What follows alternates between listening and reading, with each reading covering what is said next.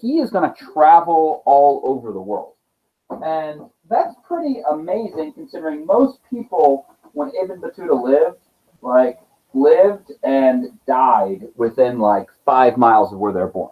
Like seriously, most people, their whole lives, like when Ibn Battuta, and from actually most of human history, like if you were born in one spot, you had like a 5-mile circle that you'd spend your entire life in. Whereas Ibn Battuta, he's going to go all over Africa, the Middle East. He's going to go to East Asia. I mean, he's going everywhere. So let's hear about Ibn Battuta real fast. And plus, such a cool name. Now, so Ibn Battuta, he is going to go, and you can really skip these 2 bullets, it doesn't matter. He is going to go and through the trade routes, wind up visiting Africa. And one of the things that he's going to notice is how Africa is going to practice Islam differently than, people traditionally in the Middle East. So, for example, we're going to have the Swahili culture, where that's with the Bantu language mixing with Arabic. And so that together is going to create a language. So today there are people who speak Swahili. And also, though, it's this culture that's this blend of Arab and Islam. He's going to notice that when he goes to West Africa, because he's going to go all over. Like most people didn't go all over Africa either. Even people that like were born and lived there, they stayed in their one area. Whereas he went from West Africa, North Africa, to East Africa, which is very unique and cool. He's going to say, wow, people in West Africa, they do it differently. For example, in the Middle East, girls were kind of put in a secondary position. And, we saw how, sometimes where girls would be covered up and everything like that. Whereas in West Africa, like there are women in power even, which was very unheard of for the Middle East. They would go and say how people's roles were, how there were female warriors in West Africa, which would be unheard of in the Middle East. And we're going to see that I really thought that I talked more about Ibn Battuta in here, but yet this is all other stuff. Maybe I have a quote on the next slide, or maybe I cut it out by accident. I'm not sure. Because I've got Ibn Battuta here, but I'm not talking about what Ibn Battuta saw. Yowzers. But he is going to get to visit the whole, like, so much. In fact, I'm going to show you some of the places he traveled soon. But as we have this, as Muslims and Arabs are interacting more with Africa, we're going to see the growth of many cities, particularly along the East Coast as well. We've primarily focused our lessons so far on West Africa, which will still be a big source. Yeah, I wouldn't write 1 or 2. In fact, I'd probably skip 3, 2, and I would skip this one. Yeah, there's a lot of it that you probably, it's good stuff. It's just not like, I'm not going to test you on anything like here, except I'll talk maybe about Ibn Battuta. Hi there, Aiden. Hi, Blake. Nice to see you guys.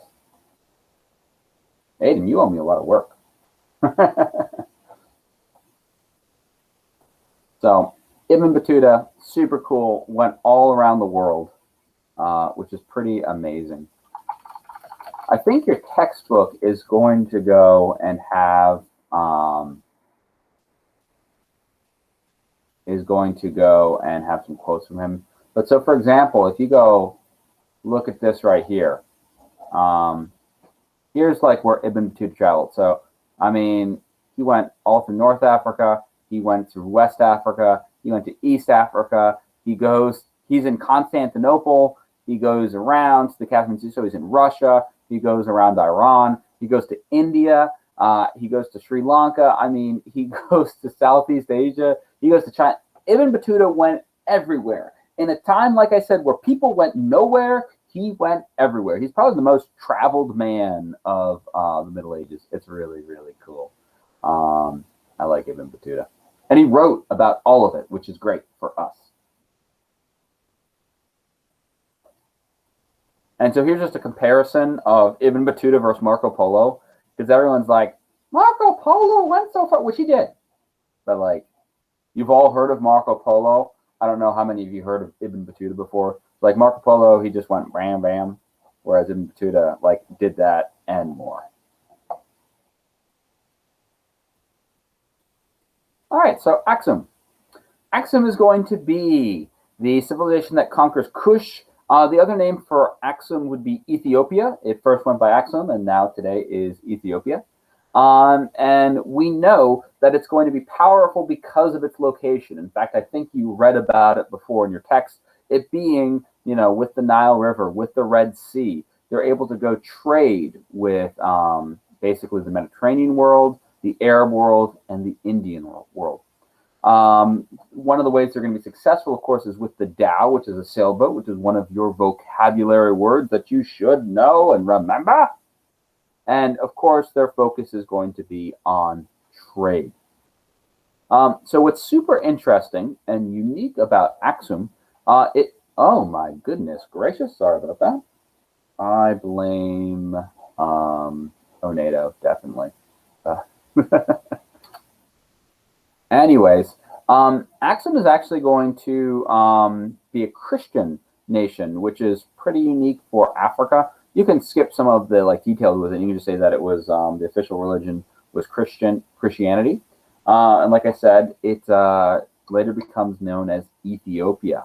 And so what's interesting though is it gets this nickname, the Hermit Kingdom, and you don't need that this bullet either. I'm not going to test you on what did they call it. They call it the Hermit Kingdom though because it shared in Christianity with them, but things like acknowledging the Pope, where Europe did, Axum does not. Whereas the rest of the Christian kingdoms were pretty tight-knit with trade, although they fought a lot of wars and things like that. Axum kept to themselves. They did not go and interact with the European nations. In fact, they more exclusively dealt with Muslim and Hindu nations. So, for example, throughout all of the Middle East and, Africa and through India. So, yeah, that's Axum. We don't stay there very long.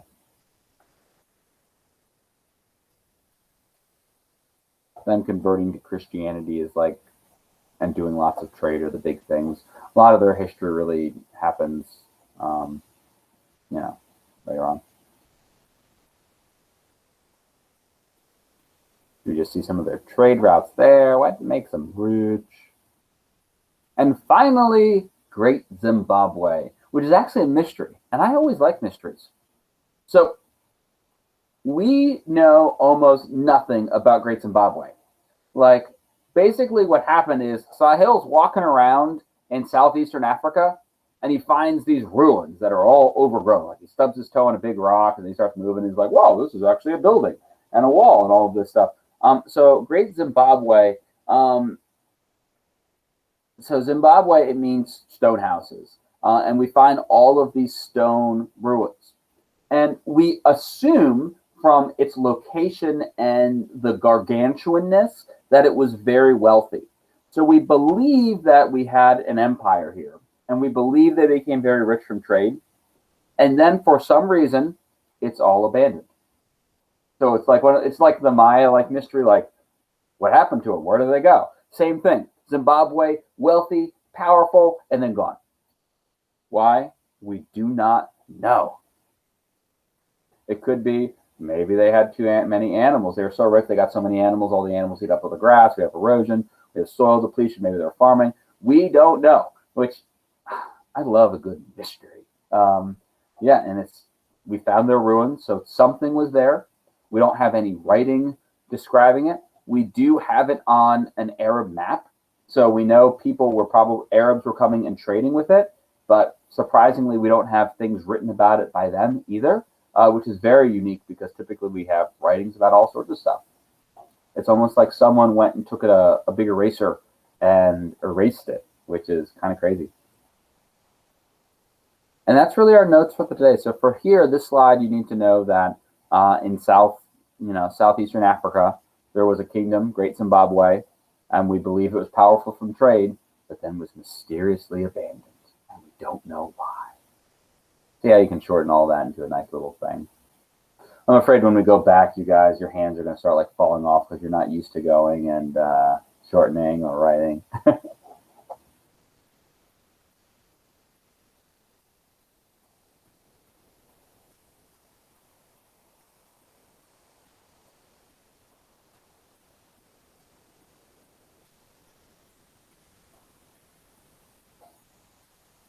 And here's some pictures of the ruins. So we see humongous stone structures, you know, but we just don't know who they were or what they were doing there.